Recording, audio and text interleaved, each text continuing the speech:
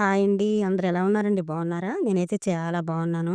ఈరోజు నేను చాలా డిఫరెంట్ స్టైల్‌లో మన బాడీకి ఐరన్‌ని, ప్రోటీన్స్‌ని, ఫైబర్‌ని అందించే తోటకూరని యాడ్ చేసి పెరుగు పులుసు చేశానండి. చాలా టేస్ట్‌గా, చాలా కమ్మగా వచ్చింది. ఈ స్టైల్‌లో నేనేసిన ఐటెమ్స్ వేసి మీరు చేశారా అంటే, కుండలో మెతుకు లేకుండా మొత్తం అంతా రైస్ అయిపోద్దండి. అంత టేస్ట్‌గా, అంత యమ్మీ యమ్మీగా ఉంటది.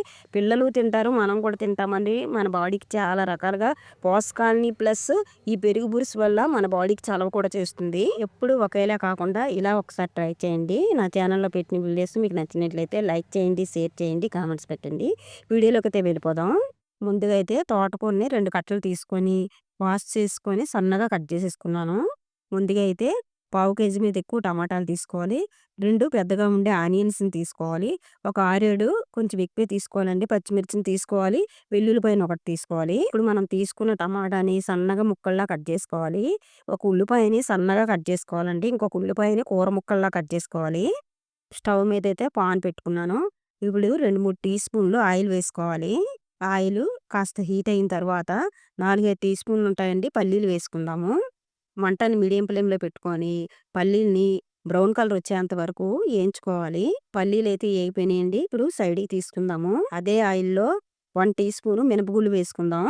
మినపగుళ్ళు బ్రౌన్ కలర్ వచ్చిన తర్వాత మీకు ఇందాక చూపించాను 2 ఆనియన్‌లో ఒక ఆనియన్‌ని ఇలా ముక్కల్లా కట్ చేసుకున్నానండి. ఆ ఉల్లిపాయ ముక్కలు వేసుకున్న తర్వాత మీకు ఇందాక చూపించిన పచ్చిమిర్చిని అలా మధ్యలో ఘాట్లు పెట్టుకొని కట్ చేసుకున్నాను.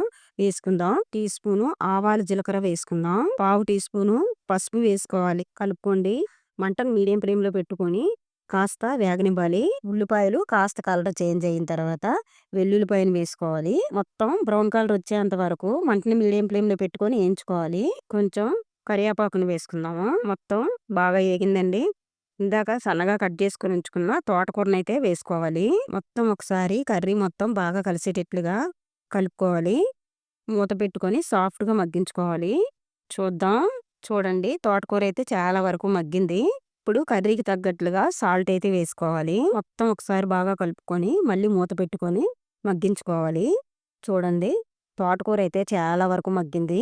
బాగా కలుపుకోండి ఒకసారి. తోటకూర బాగా సాఫ్ట్‌గా మగ్గిన తర్వాత నేను ఇందాక చూపించిన టమాటాని సన్నగా ముక్కల్లా కట్ చేసుకున్నానండి. వేసుకుందాం.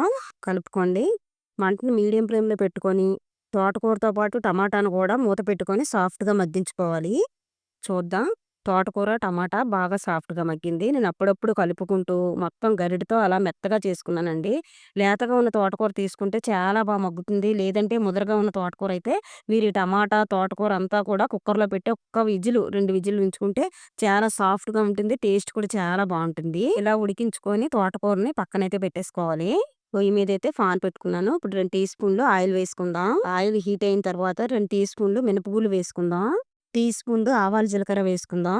4, 5 ఎండుమిర్చిని కట్ చేసుకున్నాను వేసుకుందాం. మొత్తం మనం వేసుకున్న ఐటెమ్స్ అన్నీ బ్రౌన్ కలర్‌లోకి వచ్చినియి.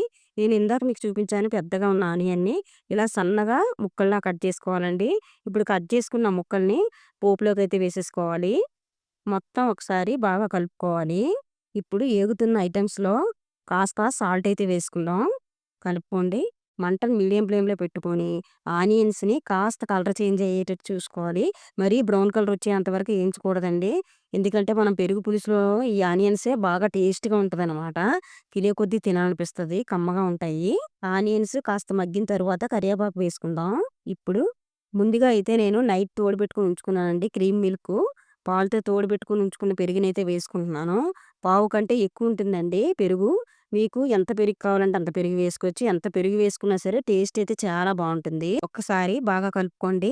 ఆనియన్స్ చూసారా ఎలా ఏగినాయో అలాగే ఏగాలండి. అంతకంటే కలర్ అస్సలు రాకూడదు. మనం పెరుగు పోసిన వెంటనే స్టవ్ అయితే బంద్ చేసుకోవాలి. ఇప్పుడు కొత్తిమీర వేసుకుందాం. ఒక్కసారి అంతా బాగా కలుపుకోవాలి. ముందుగా మనం మగ్గించిన తోటకూరని ఒక బౌల్‌లోకైతే తీసుకున్నాను. ఇప్పుడు మనం తాలింపేసుకున్న పెరుగుని ఈ కర్రీలోకైతే వేసేసుకోవాలి. ఇప్పుడు మనం వేసుకున్న పెరుగు పులుసు మొత్తం తోటకూరలో బాగా కలిసేటట్లుగా ఒక్కసారి బాగా కలుపుకోవాలి. మనం ముందుగా ఏయించుకొని ఉంచుకున్న పల్లీల్ని ఇప్పుడైతే వేసుకుందాము. మొత్తం పల్లీలు వేసిన తర్వాత మొత్తం అన్ని పల్లీలు కూడా ఈ పెరుగు పచ్చడిలో కలిసేటట్లుగా బాగా కలుపుకోవాలి. ఎంతో టేస్ట్‌గా ఉండే తోటకూర పెరుగు పచ్చడి అయితే రెడీ అయిపోయిందండి. అక్కడక్కడ పల్లీలు తగులుతూ, ఈ ఆనియన్స్ తగులుతూ రైస్‌లో కలుపుకొని తింటే ఆహా! అంటారండి. అంత టేస్టీగా, అంత కమ్మగా ఉంటది. నా ఛానెల్‌లో పెట్టిన వీడియోస్ మీకు నచ్చినట్లయితే ప్లీజ్ అండి లైక్ చేయండి, షేర్ చేయండి, కామెంట్స్ పెట్టండి, సబ్స్క్రైబ్ చేయండి. నోటిఫికేషన్ కోసమైతే గంట సింబల్‌నైతే యాక్టివేషన్ చేసుకోండి. Thank you for watching.